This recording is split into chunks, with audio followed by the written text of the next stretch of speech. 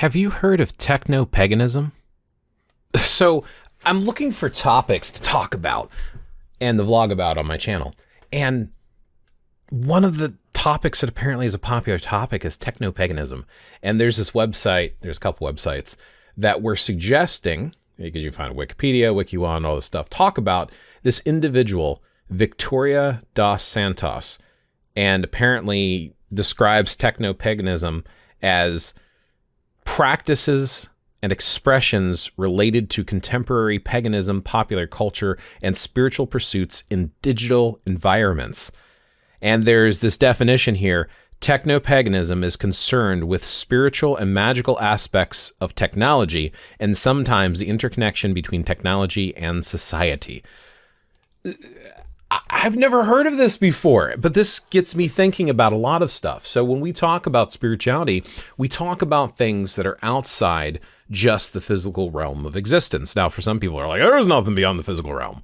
But for those that are spiritual in some way, shape, or form, they realize that the physical world is a manifestation of the spiritual one, and that even our physical bodies is just a manifestation of our soul, and that we're something deeper on the inside, something that expands beyond the physical limitations of our body. And when we have spiritual experiences, it's something that's felt on a deeper level in multiple senses and multiple realms of existence, potentially. But again, if you believe in that, that's true.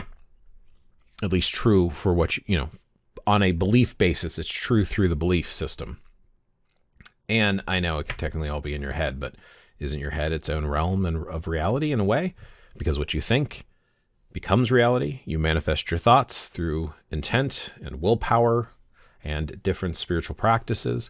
When you have a spiritual experience, like even if you're a Christian, you go to a freaking church and it has Gregorian chanting. Tell me that you don't feel that resonate through your very being. Music in general has an ability to resonate on multiple levels. And we look at different spiritual components of spirituality, and what do they usually have to do with altered states of consciousness through verbal or mental exercises and disciplines. A lot of them include types of things like dance, where they will include music because of the power and vibrational quality of music. And then sometimes they'll also include like herbs or incense or different types of things. There's a lot of stuff. And this is across multiple spiritualities, not just modern paganism or polytheism. So the idea of technopaganism, at first glance, it's like, might seem kind of cheesy or corny to some people. But on a second take, what is it really? What is the internet if not interconnected energy that does do a type of connection? Does that not have its own existence? Is there not an almost animistic quality to the nature of technology? I mean, I've actually made the argument before that technology is magic. The term magic has changed and has had multiple definitions based upon when it was first created and used from different languages and translated into English, and then people who kind of redefined what the word magic means. And when the word was redefined, you have like Agrippa, right? Cornelius Agrippa, who basically kind of made it this umbrella term. I was going to check my notes really quick. I know I have it written down here somewhere. I love notes. Notes are good. If you don't take notes, you need to talk about notes. Notes for sure. I know. Hold on. Etymology, magic. There we go.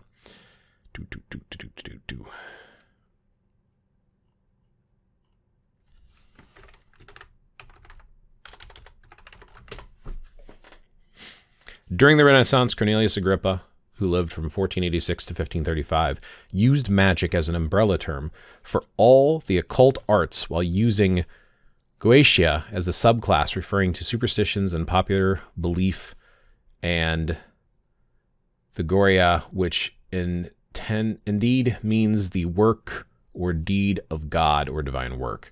So yeah, so this was the idea of using this as this umbrella term, and it's become more popularized today. So with a modern view and modern lens of reusing the word of magic, I myself have a tendency to apply it in similar ways to some of these other quotes. Mitesh Katari, yesterday's magic is today's science, and today's magic is tomorrow's science. Then we have individuals like Aleister Crowley, who said, magic is the science and art of causing change to occur in conformity with will. So if we think of these modern definitions in the way that the way the word has grown within the world, that technology itself is a type of magic. It is a way of working with the world, understanding how the world works, to have energy work in conformity with will.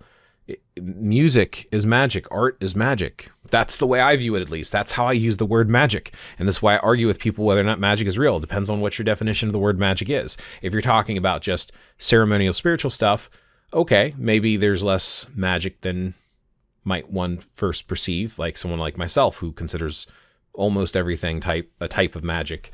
There's different forms of magic. So the idea of the internet itself and computers themselves of being a form of magic. And if you think of the principles of all energy follows thought, and if you think about if you are trained or studied on your own different ways to do magical ritual, you can do it within your headspace alone, closing your eyes, meditating, visualizing it. There are different types of books that will give techniques for doing things within the mindscape, doing ritual within the mind, and it's supposed to be just as effective as going in the backyard and physically doing the ritual. There are some people who will do the physical aspects of it as well. They'll take a bath, they'll put on a robe, wear nothing underneath it, go outside barefoot, have a sacred circle, walk the circle, do their chant to create the circle, make their sacred space, set up an altar. They get into the mode. Christians, when they do their form of Christian type of magic, they will go to church, their sacred space. They will wear nice clothing. They'll be clean. They'll smell nice.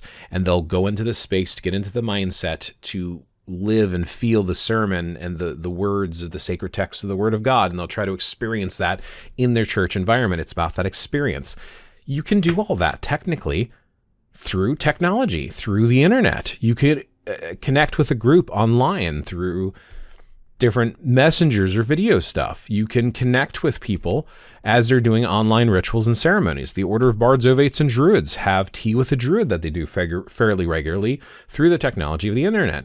In a way, if you're attending or experiencing some of these ritual through the internet like that, is that not in essence a type of technopaganism?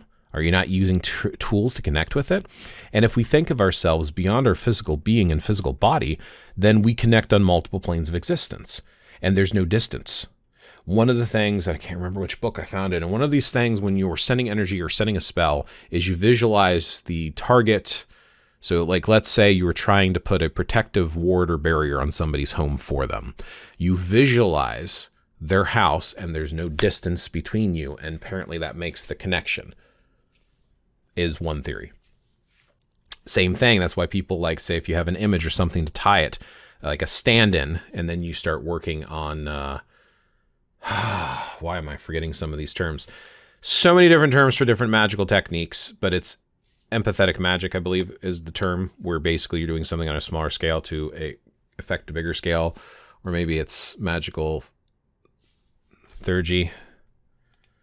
I don't know. I won't look it up right now. I'm going off hearsay right now because I'm having these thoughts, and I wanted to share it within the realm of technopaganism, because it's like, technically, with everyone being there and you're putting your mind in focus from the chat group, is it the chat group itself that's helping to connect you, because there is an actual energy connection that you're able to see and send these signals over the internet, and maybe you're reinforcing it by putting your mind in that space as well. So now you're on the mental plane and the technological plane, so you're connecting in two different ways. Isn't the internet in the virtual world its own realm of existence in a way, just like the mind space and the mindscape within the head? So it's like, there's a lot of stuff to think about. I don't know a lot about it. It's something I stumbled across. It seemed like a topic a lot of people, apparently it was like one of the popular topics to make a video about, so I figured I'd go ahead and do it, and I'll share WikiWand and WikiLink, and you can read it on your own. Have you heard of technopaganism? Do you practice technopaganism? What are your thoughts? Do you feel like there's some application, or is this just completely out in left field and completely wonky wacky and something you have no interest in? I'm curious. Put your thoughts below. So anyway, I just thought that's an interesting topic, and I can see the spiritual aspect of it. But as always, remember to question everything, and I will catch you in the next one.